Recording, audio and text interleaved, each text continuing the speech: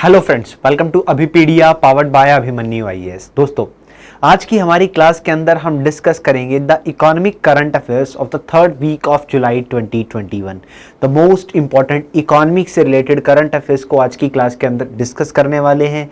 तो क्लास बहुत ही इंपॉर्टेंट रहने वाली है पेपर पॉइंट ऑफ व्यू से। तो क्लास को अंत तक देखिएगा ताकि आपके सारे डाउट्स क्लियर हो जाए, आपको पूरा समझ में आए।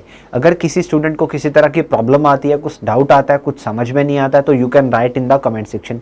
आप कमेंट सेक्शन में लिख सकते हैं।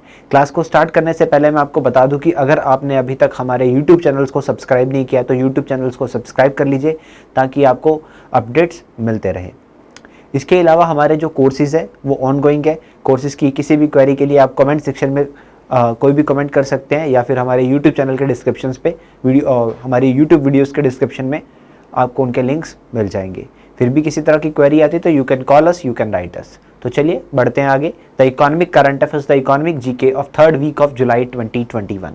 चलिए सबसे पहले हम यहाँ पे बात करेंगे that is Ladakh sign MOU with Sikkim to become the organic entity by 2025। देखिए, इंडिया का फर्स्ट ऑर्गेनिक स्टेट जो है वो है सिक्किम। इंडिया का फर्स्ट ऑर्गेनिक स्टेट जो है वो है Sikkim. Sikkim is the first organic state of India, ये हम सब जानते हैं। क्लियर? सिक्किम क्या है? एक ऑर्गेनिक स्टेट है। सिक्किम एक ऑर्गेनिक स्टेट है। तो लद्दाख को भी अब ऑर्गेनिक बनना है, that is in the field of agriculture. Ladakh को भी अब ऑर्गेनिक बन रहा है। तो इसी के चलते हुए लद्दाख ने एक मेमोरेंडम ऑफ अंडरस्टैंडिंग साइन किया सिक्किम स्टेट के साथ। सिक्किम स्टेट के साथ दैट इज के बनना चाहता है क्या? Organic. Organic by which year? That is by 2025। That is by 2025। Clear? By 2025। तो basically the conversion has been completed is in the 3 phase. The first phase 85 villages will be covered.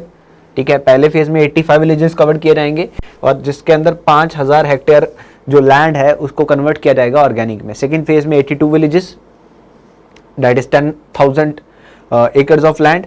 And in the final phase that is the जितनी भी बाकी बचेगी और 79 villages जितनी भी बाकी land बचेगी उसको कवर अप कर दिया जाएगा, कन्वर्ट कर दिया जाएगा, that is into the organic land. तो कौन सा जो ऐसा यूटी है हमारा जो आने वाले टाइम में जो ऑर्गेनिक बनने जा रहा है, that is Ladakh. And by which year? That is by 2025। That is by 2025।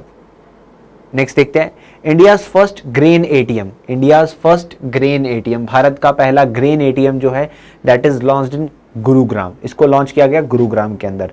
That is also known as multi commodity automated grain dispensing machine. इसको हम क्या बोलते हैं? ऑटोमेटेड मल्टी कमोडिटी या फिर ग्रेन डिस्पेंसिंग मशीन इसको बोला जाता है। Clear? Basically that is the ये जो ग्रेन एटीएम है ये यूनाइटेड नेशन की एक बॉडी है, that is the world food programme. ठीक है, एक इनिशिएटिव है, उसके अंदर ही इसको लॉन्च किया गया। बेसिकली काफ़ी सारी कंट्रीज में इसको चलाया जा रहा था। तो ठीक है, अभी पायलट प्रोजेक्ट पे इसको लगाया गया है। जब अगर ये सक्सेसफुल रहता है, अगर ये सक्सेसफुल रहता है तो हमारे जो सरकारी राशन की दुकानें होती हैं, दैट इज द डेपोज, ठीक है, डिपोज जो होते हैं वहाँ पे ऐसे एटीएम्स को लगा दिया जाएगा। वहाँ पे ऐसे एटीएम्स को लगा दिया जाएगा टच स्क्रीन के साथ, ताकि सब हम ये जो सरकारी डिपोज है इनको डिजिटल वे में ले आएँ। ठीक है, इनको डिजिटल वे में ले आए ताकि बेनिफिशरीज जो हैं उनको किसी की सहायता ना जरूरत ना पड़े, वो डायरेक्टली अपना राशन ले सके फिंगरप्रिंट्स के सहारे से या किसी ऑटोमेटेड टेक्नोलॉजी के सहारे से। तो the first grain ATM of India that is in the Gurugram, that is in the Gurugram, Haryana. Next, the government launches digital platform that is किसान सारथी। भारत सरकार ने एक डिजिटल प्लेटफॉर्म लॉन्च किया दैट इज किसान सारथी। किसान सारथी के चलते हुए जो किसान को बेसिकली उसके जो अधिकार हैं, ठीक है, that is a right information at a right time, उसकी जो उसको सही जानकारी जो है, उसको सही जानकारी उसकी क्रॉप को लेके, उसकी फसल को लेके उसको मिल जाए। ठीक है, उसको क्या क्या सरकार स्कीम्स दे रही है उसके बारे में पता चलता रहे, क्या उसको फसल के रिगार्डिंग करना है उसको सही टाइम पे उसकी ही भाषा में पता लगता रहे। तो उसके लिए सरकार ने लॉन्च करा किसान सारथी प्लेटफॉर्म। किसान सारथी प्लेटफॉर्म, किसान सारथी प्लेटफॉर्म। चलिए आगे बढ़ते हैं। DA that is a dearness allowances. देखिए, महंगाई भत्ता सरकार ने बढ़ा दिया है। तो 1 जुलाई 2021 से, ठीक है, जुलाई 2021 से जो महंगाई भत्ता है वो 17% से कर दिया गया 28%। 28%, तो 11% की बढ़ोतरी कर दी गई है डीए के अंदर। डीए के अंदर, क्लियर? डीए के अंदर। ठीक है। बेसिकली आपको एक और चीज़ का ध्यान रखना है कि जो हमारा डीए है, जो डीए है इसको सरकार ने होल्ड पे रखा हुआ है जनवरी 2020 से सरकार ने इसको डियरनेस अलाउंसेस को, डियरनेस रिलीफ को जो है वो होल्ड पे रखा हुआ है कोविड-19 के चलते हुए।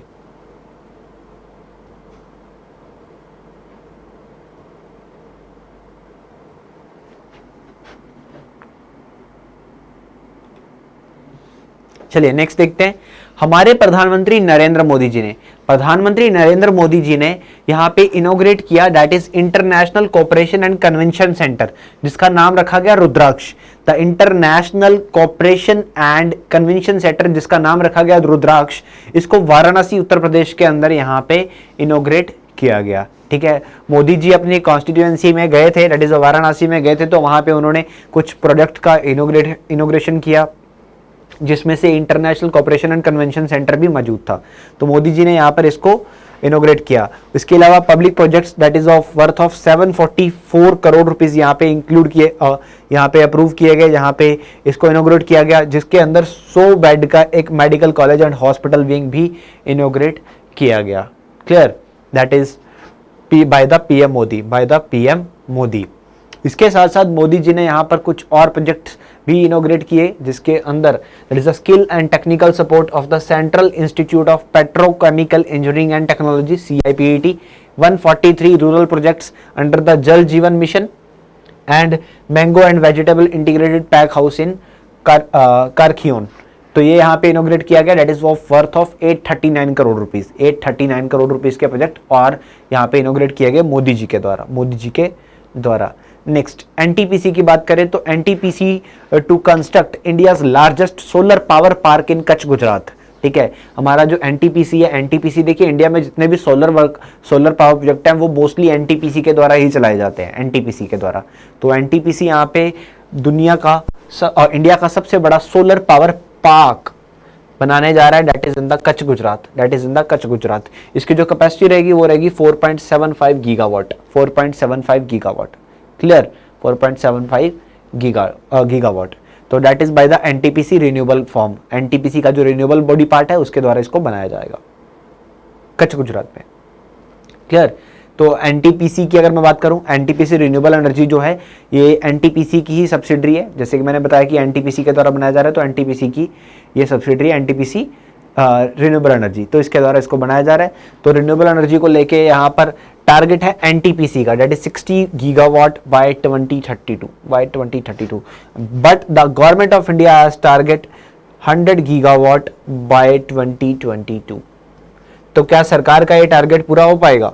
ठीक है, रिन्यूएबल एनर्जी और सोलर को लेके, यहाँ पे सोलर एनर्जी को लेके सरकार का जो टारगेट है दैट इज 100 गीगावाट बाय 2022, क्या गवर्नमेंट अपने इस टारगेट को अचीव कर पाएगी? तो देखते हैं आगे। Next, the cabinet approves continuation of centrally sponsored schemes, that is national Ayush mission. देखिए सरकार ने नेशनल आयुष मिशन चलाया हुआ है, ठीक है, तो आयुष मिशन को यहाँ पर 5 साल के लिए और बढ़ा दिया गया, that is for the 2021 to 2026। ठीक है, अब ये आयुष मिशन, आयुष की बात करें that is Ayurveda, yoga and naturopathy, यूनानी सिद्ध एंड होम्योपैथी। तो आयुष के जो डिपार्टमेंट्स हैं, ये जो हमारे मेडिकल के जो वेज हैं इनका इस्तेमाल बढ़ाया जा सके। ठीक है, तो इससे रिलेटेड जो स्पॉन्सर्ड स्कीम्स हैं that is national Ayush mission, Ayush के लेकर, आयुर्वेदा को लेके, होम्योपैथी को लेके, योग को लेके, यूनानी को लेके जो लोग वर्क करते हैं उनको यहाँ पर फंडिंग करना, इनिशिएटिव उनको लेके आगे बढ़ना, तो ये नेशनल आयुष मिशन का ही हिस्सा है। तो अब ये स्कीम चलेगी 1 अप्रैल 2021 से लेके 31 मार्च 2026 तक, जिसके अंदर सरकार ने 4607.30 करोड़ रुपीस यहाँ पे एलोकेट किए हैं। क्लियर, जिसमें से 3000 करोड़ सेंट्रल गवर्नमेंट देने वाली है, 1607.30 वो स्टेट गवर्नमेंट्स देने वाली हैं अगले ये 5 सालों के अंदर। बेसिकली स्कीम को 2014 में लॉन्च किया गया था, अभी इसको 5 साल और बढ़ा दिए गए हैं। चलिए आगे बढ़ेंगे। हमारा जो अदानी ग्रुप है, इंडिया में एक कंपनी काम करती है अदानी ग्रुप, अब प्राइवेट लैंडर सबको पता है।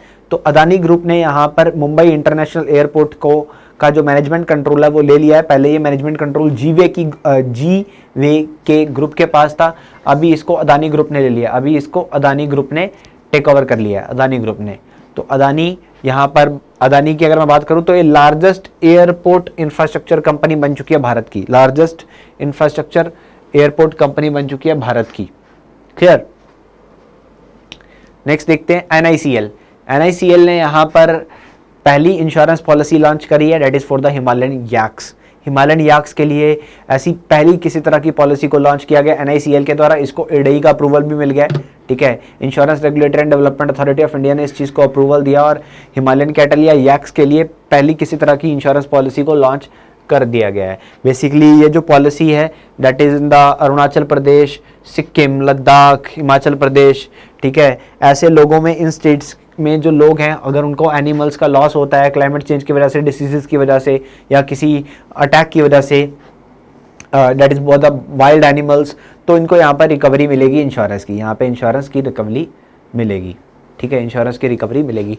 तो NICL। नेक्स्ट बात करें तो रिजर्व बैंक ऑफ इंडिया ने मास्टर कार्ड को नए कस्टमर को ऐड करने से मना कर दिया है। 22 जुलाई से, 22 जुलाई के बाद से मास्टर कार्ड जो है वो नए कस्टमर्स ऐड नहीं कर सकता जब तक RBI अप्रूवल नहीं देगा, जब तक RBI अप्रूवल नहीं देगा। क्लियर। तो मास्टर कार्ड के ऊपर यहाँ पे कुछ बैन लगा दिया गया। Master card is a foreign product, ठीक है, मास्टर कार्ड एक फॉरेन प्रोडक्ट है, तो रिजर्व बैंक ऑफ इंडिया ने इसके ऊपर बैन लगा दिया। नेक्स्ट आगे बढ़ेंगे। Next, Reserve Bank of India launches retail direct scheme to allow retail investors to buy the government securities. देखिए RBI ने एक स्कीम लॉन्च करी जिसका नाम है retail direct scheme, retail direct scheme. अभी तक अगर मैं बात करूं गवर्नमेंट सिक्योरिटीज की, तो गवर्नमेंट सिक्योरिटीज को खरीदने के लिए आगे जो आते हैं वो बड़े बड़े इन्वेस्टर्स ही आते थे, ठीक है, बड़ी बड़ी कंपनीज ही आती थी, पर इंडिविजुअल्स भी आगे आए, ठीक है, जो वो भी गवर्नमेंट सिक्योरिटीज बॉन्ड्स का फायदा उठाएं, गवर्नमेंट सिक्योरिटीज को परचेज कर पाएं, उसमें अपनी हिस्सेदारी दिखाएं। तो इसी के चलते हुए यहाँ पर RBI ने रिटेल डायरेक्ट स्कीम चलाई, दैट इज उसके चलते हुए रिटेल डायरेक्ट गिल्ट अकाउंट बनाकर RBI के साथ जो रिटेल इन्वेस्टर्स हैं ये भी गवर्नमेंट सिक्योरिटीज को खरीद सकते हैं, ये भी गवर्नमेंट सिक्योरिटीज को खरीदे, आगे आए। इसी के चलते हुए RBI ने ये इनिशिएटिव लॉन्च किया, इसी के चलते हुए RBI ने ये इनिशिएटिव लॉन्च किया, that is a retail direct scheme, retail direct scheme. तो दोस्तों ये था हमारा economic GK of the third week of July 2021। अगर आपको किसी भी तरह का डाउट रहता है, कुछ समझ में नहीं आया, कुछ प्रॉब्लम है, तो you can right in the comment section. आप कमेंट सेक्शन में पूछ सकते हैं अपना किसी भी तरह का डाउट। तो मिलेंगे नेक्स्ट क्लास के अंदर। क्लास अच्छी लगी हो तो लाइक कमेंट करना नहीं भूलिएगा एंड हमारे यूट्यूब चैनल को सब्सक्राइब करना नहीं भूलिएगा। तो it's all for today, thank you so much.